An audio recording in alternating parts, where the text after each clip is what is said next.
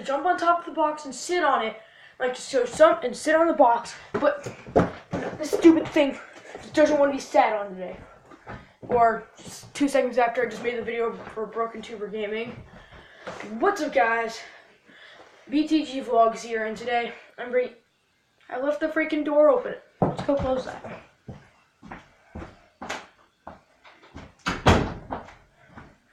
And today we're back, but with our first video, or second video, because I'm gonna upload a welcome to my channel video and it's explaining. I'm on the left, I'm not even centered. This is just so I'm such a noob. I should do this stuff more often. I'm so good at this stuff. I'm just the best. I'm just worried this bed's gonna break on me. And of course, I'm still not centered. Here we go. Okay, so we got phone here. Not my phone, that pink. Alright. That's also a good start. Today we're going to be talking about some haunted locations. I think as many of you can get into 15 minutes and my thoughts on them. Because I only have 15 minutes, guys. So we're going to search in haunted places. Story. Okay. Haunted places. Of course, I spelled haunted wrong because I'm such a real horror stories from the most haunted places in America. So sorry, all you other countries. It's just gonna be talking about America haunted places. Okay. And okay. Number 1, Waverly Hills Sanatorium. Waverly Hills Sanatorium, Louisville, KY. Kentucky, I'm guessing. Okay. In 1910, the Waverly Hills Sanatorium opened at the state of the art. Tuberculosis hospital. At the time, tuberculosis was an extremely deadly disease. So it was like a hospital for tuberculosis. I don't know how to say it. You probably guys know what I'm trying to say. And patients would have to be isolated from the general public. One of the most talked about haunted places in sanatorium is why do I keep moving my thing around? Is the body chute or death tunnel. A rail car would transport dead bodies from the top of the hill to the bottom, so that other patients wouldn't see the bodies being carried out. The tunnel is said to be haunted by some of the rumored 63,000 patients who died at the hospital. So, I've seen this on a show. I used to watch a show called Hauntings and Horrors, and I've seen this before. There's an elevator, and they carry the dead body on one of those little metal plates with the wheels on it. They and they push the dead body into an elevator. They go down. Then there's this dark tunnel that they walk through, and then they dump the bodies. And so they make it so the patients can't see it, so they don't think they're gonna die. Which I've seen this on a show called Hauntings and Horrors because they were investigating it. So I thought that was actually pretty interesting. That I kind of found this right off the bat. Just search on IBT. That's the website I'm on for stuff like this. And so that was Waverly Hills Sanatorium. And so I didn't know the disease thing, but I think that's scary. That's actually kind of scary. Okay. This is the second one. Margate City entry home apartment 5. Okay. In 1928, Mary Hillenberg was found hanging from the doorway in room 502. At first, it was suspected she committed suicide, as she had recently been pregnant by a married doctor. Instead, it was found the doctor staged the suicide after Hillenberg died during an abortion he gave her. Oh, well. Okay. Oh, no, that was a freaking ad. This is still the Waverly Hills Sanatorium. So this was in 1928 in room 502. Apparently this woman got pregnant by this doctor, and the doctor gave her an abortion which killed her, and then he hung her to make it look like he didn't kill her. Okay. It says you can still visit the sanatorium with reservations, but beware there's no electricity in the tunnel, like I said, and paranormal experts have reported feeling cold shivers and hearing voices as they made their way down it. Okay, here's number 2. Bachelor's Grove Cemetery, Berryman Township 3. Okay. On the outskirts of Chicago lies one of the most haunted cemeteries in the world. The small, isolated graveyard originally was the burial place for an immigrant community in 1844. So some of the first people that went to America, that was the burial ground for them.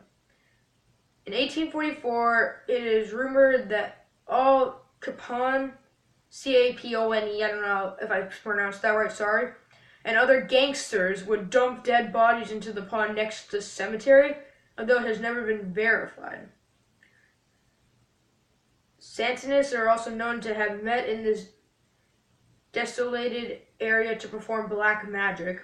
A white lady is said to appear during the time of full moons.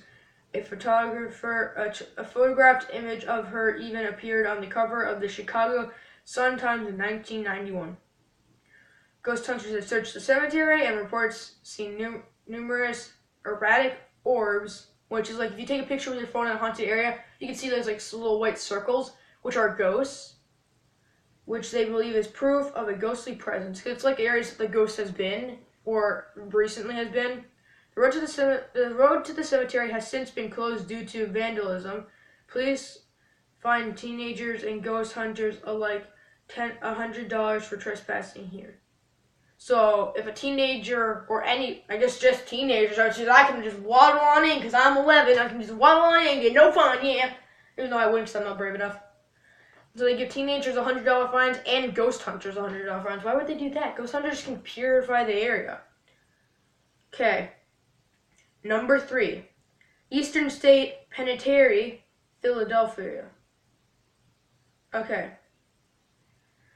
Eastern State Penitentiary opened in 1829.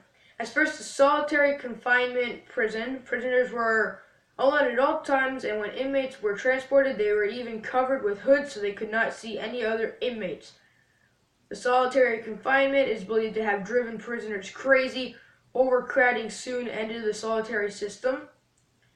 The most notable inmate was Al Scarface Capone, serving time in his first sentence from 1929 to 1930, so only a year. Prison time in Eastern State was easy for Capone, who had an Oriental rug radio and other fine features in his room. Famous bank robbers William Francis Sutton and William Blackie Zupkowski also spent time there. Since the penitentiary was abandoned in 1971, rumors of footsteps, eerie noises, and ominous orbs swirled. Paranormal television shows such as Sci-Fi's Ghost Hunters and MTV's Fear have investigated the prison. Visitors can now view the gloomy cells through the year during daytime tours and via a special Terror Behind the Walls Halloween Haunted House.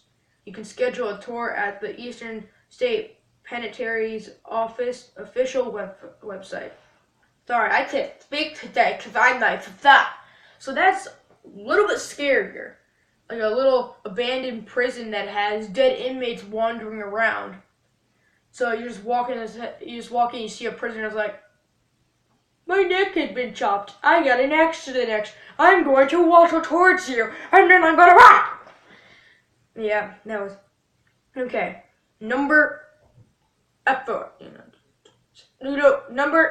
Numero 6. 1, 2, 3, 6. Yes, 6. Lemp Mansion, St. Louis. Okay. In 1838, John Adam Lemp arrived in St. Louis from Germany. Unlike most other immigrants, however, his family would soon see success, tragic suicides, and mysterious deaths. And I've lost my spot. And mysterious deaths. Why take me number 5? I don't want to see that yet.